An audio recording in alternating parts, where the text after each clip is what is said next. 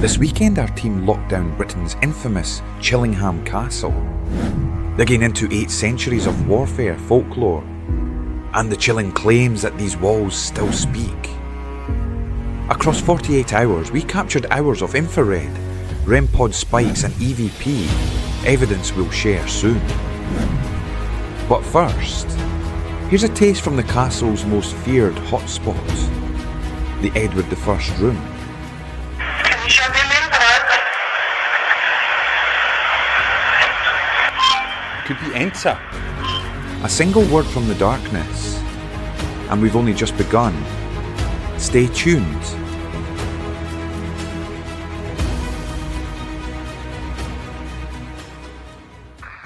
Yes. I feel we're kind of surrounded. Like, see where it's a wee bit... Seems is already on our doorstep. Welcome to stay in the castle tonight. And when I heard what happened to Stewart, who had no idea about my experience, I was certain.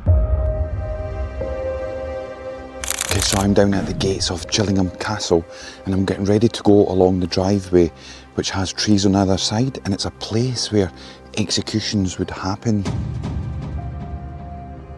Do the spirits of ghostly monks still walk along here when they try to rescue people who are hanging on the trees after being executed to give them a proper burial? Do we have any of the soldiers, any of the Scots here as well, or any other spirit energies that are said to walk along this driveway, hearing their footsteps? Visuals in the tree line. I'm going to cycle along there and see how I feel before we enter Chillingham Castle. This long, silent approach to the castle feels almost tranquil. A peaceful corridor framed by ancient oaks and whispered history. But experience tells me darkness will rewrite this serenity. The very path I'm cycling now is echoed with reports of ghostly monks, disembodied footsteps and fleeting apparitions. In moonlight, every crunch of gravel could carry a warning.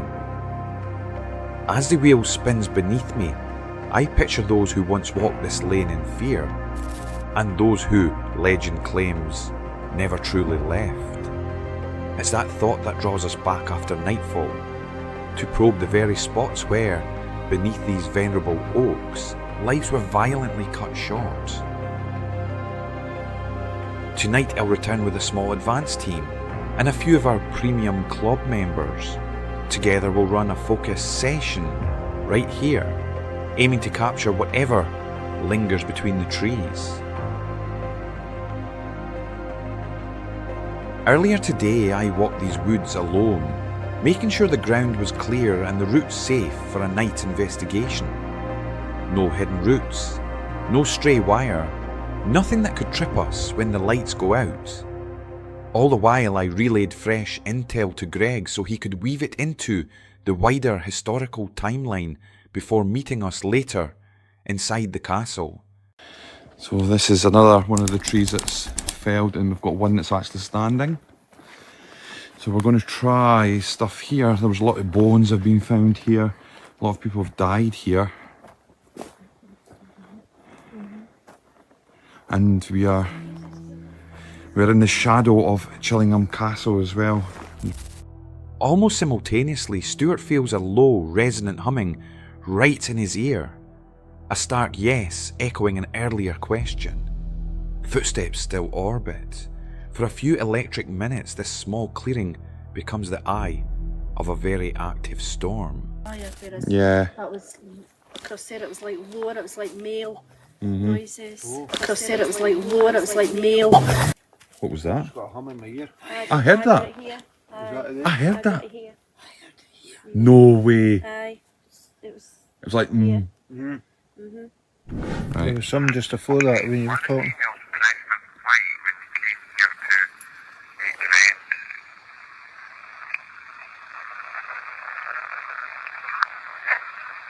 Yes. I feel we were kind of surrounded. Right. And I'm not quite sure if they're... I feel like we're getting circled. I'm not sure if it's everybody that's circling us or if it's just maybe one person. There's more than one. They're all around us, and I'm not sure if it's maybe just one that's circling us or more. Oh, I just saw something. Moving. Yes. Right, okay, down there. Yep. Like that. See where it's a wee bit.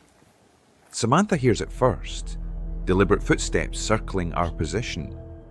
The forest drops into a hushed stillness, and then I catch it too. Gravel and twigs crunching in a slow, deliberate orbit around us. What is that?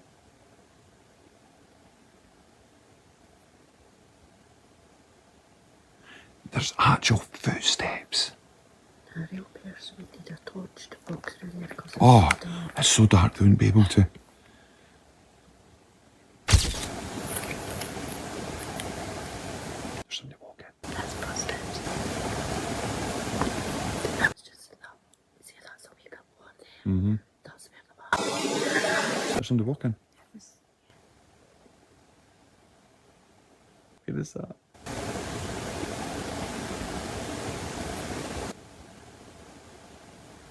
There's actual footsteps. A real person would need a torch to walk through there. Oh, it's so dark they wouldn't be able to. The microphones can barely hold the atmosphere, but to us, standing in that charged darkness, the sound is unmistakable. And then, a surge of validation. 2 clear male voices burst through the Panasonic DR60 recorder. Words from nowhere, carried on the ether.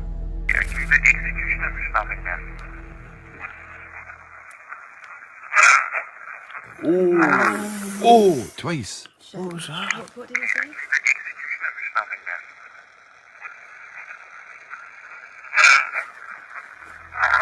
If this is the pre-show, phenomena erupting before we've even reached the castle walls. What waits for us inside Chillingham's infamous corridors? We'll discover that soon enough. But first, a twist we hadn't planned for. The energies that roam our overnight lodgings. The investigation, it seems, is already on our doorstep. While Ryan checks the castle grounds, he's been relaying every observation to me so I can cross-check the castle's backstory before our main investigation. Let's set the scene. Chillingham began life as a small 12th century monastery. Its location, hard against the Anglo-Scottish border, meant peace never lasted long. In 1298, King Edward I, Hammer of the Scots, commandeered the site as a forward base en route to the Battle of Falkirk and his clash with William Wallace. To keep the royal drafts at bay, they even fitted the luxury of a glazed window for the king's stay. Border warfare intensified, and in 1344 Edward III granted Sir Thomas Grey a licence to crenellate, armouring the monastery with 10-foot walls and the quadrangular towers we still access today. After the Union of the Crowns in 1603, military need dwindled. Moats were filled, galleries and libraries added, and by the 18th century, Capability Brown had gentled the grounds into landscaped gardens. Yet beneath the refinement, blood-soaked stone remembers its past. Centuries of conflict left more than masonry. Chillingham is labelled by some as England's most haunted castle, and several names surface again and again in the records. The Radiant, Blue Boy, pitiful cries at midnight, a flash of sapphire light, the apparition of a child in blue, bones later found walled up in the pink room. Lady Mary Berkeley, deserted by her husband, she is heard today only as a swish of silk and a chill on the stair outside the grey apartment. The White Pantry Ghost, a frail woman in white reportedly asks servants or modern visitors for a drink of water before vanishing, perhaps forever thirsty from an old poisoning. Add to these the tortured souls, phantom monks along Devil's Walk, and many lesser known presences logged over the years. Chillingham isn't short of company after dark. It isn't only tourists on guided tours who meet these figures. Guests who rent the castle's self-catering apartments leave alarming entries in the in-room guest books. Footsteps after 11:30 p.m, whispered conversations in locked bathrooms, even blue flashes in the ceiling of the tower apartment, again tied back to the Blue Boy. Those first-hand accounts tell us our vigil can't stop at the public chambers. We'll be observing carefully in our accommodation before regrouping for the full castle lockdown. Armed with fresh context and a catalogue of names, we will confront the legends head on. If the spirits of Chillingham wish to speak, we're ready to listen. Before arriving at Chillingham, I was focused on our investigation plans, mapping out the castle's hotspots, loading our equipment, preparing for the sessions ahead. But in the days just before our visit, I stumbled across something unexpected. It turns out the very apartment we'd booked, adjoining the main castle, has its own stories, its own reputation. I hadn't even considered that our accommodation might be just as active as the Great Hall or Edward's room. But looking back now, that was naive. As I read through guestbook entries and online reports, one theme kept popping up. Mischievous children, playful but persistent. Guests had reported bumps in the night, items moving, giggles in the silence, and shadows darting just out of reach. And when we arrived, we joined the list. It's weird because the living room's up here and the kitchen's up here. And then that goes down to the rooms and the bathroom down there, and this is the ghost boy's been seen here. And there's been a lot of activity which we'll read, that'll give you an idea. Well, I'll not say the names. This is a couple that stayed here in the dairy room, and they said, lovely stay, room was brilliant, staff super friendly and helpful. First night was a bit of a weird one. A lot of noises, to say the least. Some can be put down to the age of the place, but the girl's voice laughing at Liam, who obviously was somebody that was staying here as well. My wife and I were woken to a noise, a woman's murmuring at 3 a.m. Then shortly after we were taken to the room upstairs. A few footsteps heard downstairs and running noises heard towards the room upstairs. Second night, lots of noises. Many have heard footfalls in empty halls and other sounds at night. One couple noted running footsteps outside their door towards her room and at the end of the corridor in the dead of night. Others in the dairy, this apartment here, have described banging noises or furniture moving with no obvious cause. For example, a heavy wardrobe door slamming on its own, as reported on a Castle Command forum. These noises go beyond the creaks one might expect in an old building. Witnesses insist that footsteps were very clear and even running at times. You'll be welcome to stay in the castle tonight.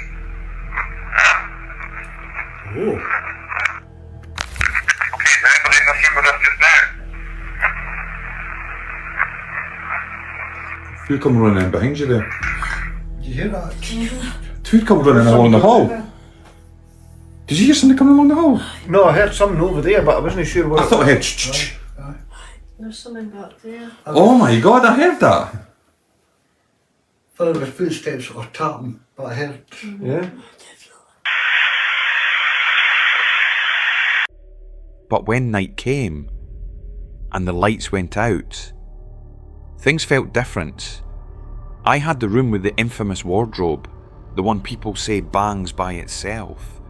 And as I lay in the pitch black, thunder cracked over the castle. The whole place felt electric. At one point, a flash of lightning lit the room, and for a split second, I thought, what if something was standing in the corner, just waiting for the light to show it? Thankfully, nothing did, but the following night was stranger still. Around 3 a.m, I turned in my bed and felt a sudden, sharp tug at the covers. Not a drift, not a shift. Something pulled them. I jolted awake, checked the room.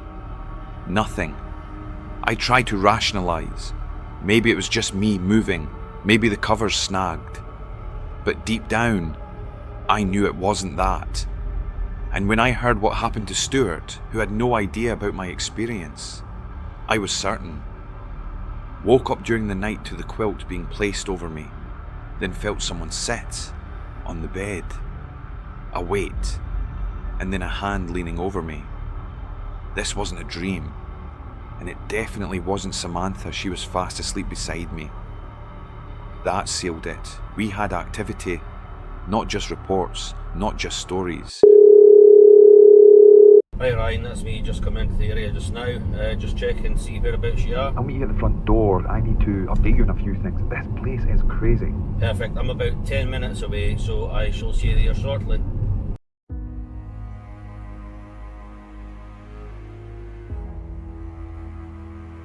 Night has fallen at Chillingham Castle. Our team splits into two groups, each chasing the whispers that drifts through these ancient halls. Our cameras climb the narrow spiral of the southwest tower, stone worn smooth by 7 centuries of footsteps, toward one of Chillingham's oldest chambers. Legend names it after Edward Longshanks, the hammer of the Scots. Will our accents stir his curiosity? At the summit, we find Team 1 mid-vigil. Greg and I share our earlier evidence, a pair of crisp taps from the far corner, and an EVP that simply ordered, "Enter." Was it a residual echo of Edward's reign, or a conscious invitation? This is actually the oldest room. That's Calvin. This is where King Edward the Longshanks slept before he went up to fight Wallace at Falkirk. We brief the team on the room's brutal history, battles planned, prisoners judged, and then stand back to observe. So when we first come up here we come up for a tour yesterday and we heard noises from over this way, and then we come back in tonight. What's that about? Right. At 7 o'clock, and we're sitting and there was a noise, we were getting in the corner to do it again, and it happened again.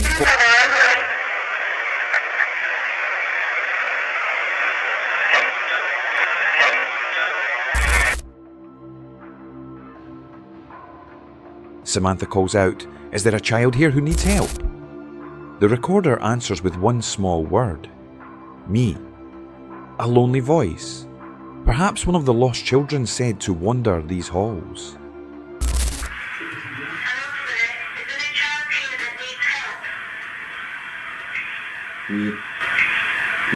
Too sudden knocks thunder overhead on the balcony. Greg darts out, camera rolling, to check the stairs.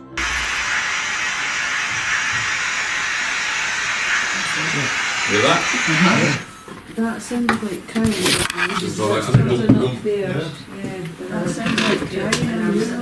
No footsteps, no intruder, just the tower settling or something asking to be noticed. Carol's DR60 captures a gravelly phrase. This is Edward's room. It's imperfect but chillingly on message. Every file, audio, video, raw logs will go to the Premium Club so they can put fresh ears on it.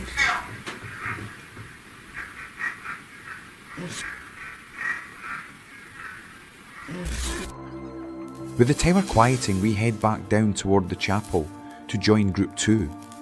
If our night has already turned strange, it's about to tip into the unforgettable.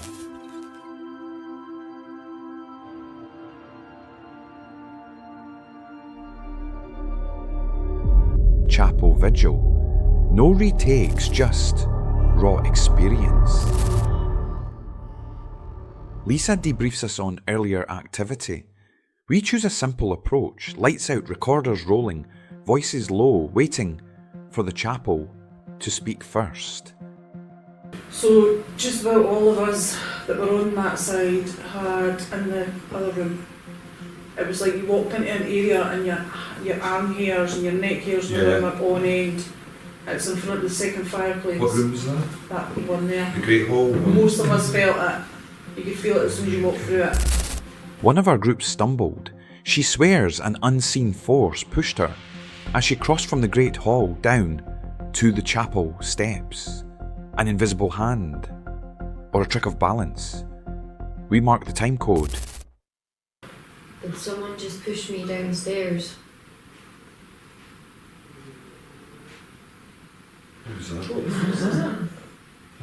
It sounded a bit like a motorbike, but I don't think there'd be any motorbikes anywhere near here. On playback, a low, throaty growl cuts through the silence. Greg says it sounds like a motorbike, but knows that can't be the case. But it's a voice, faint and masculine, answering our call. Minutes later, the recorder captures a clearer phrase. Edward on the stairs. Then, without any of us hearing it live, a sharp crack, like a heavy door slamming somewhere we can't see.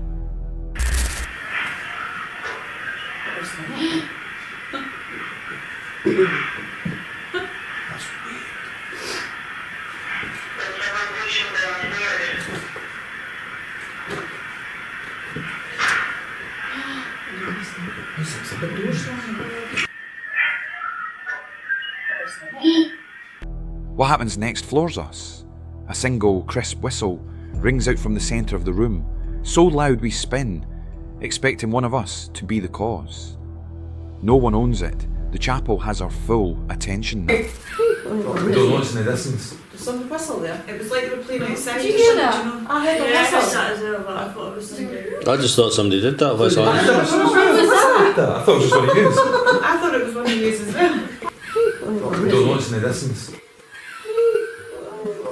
We pause, log our findings, and reset. If the spirits are primed tonight, we're eager to learn whether the other team will meet the same unseen host. Already the data is overflowing. Hours of EVPs, noise captures, temperature drops we can't explain. Too much for a single episode, and frankly, too important not to share in full. So here's where the story branches. Club members can head to the Premium Hub right now, dive into the raw audio, full-length night vision, and our live updating case file. For everyone else, stay tuned. We'll be back for round 2 with new tech, new questions, and maybe new answers. Chillingham Castle has kept its secrets for centuries. Tonight it gave up a few, but not all. Until next time, keep questioning reality. It's not what it seems.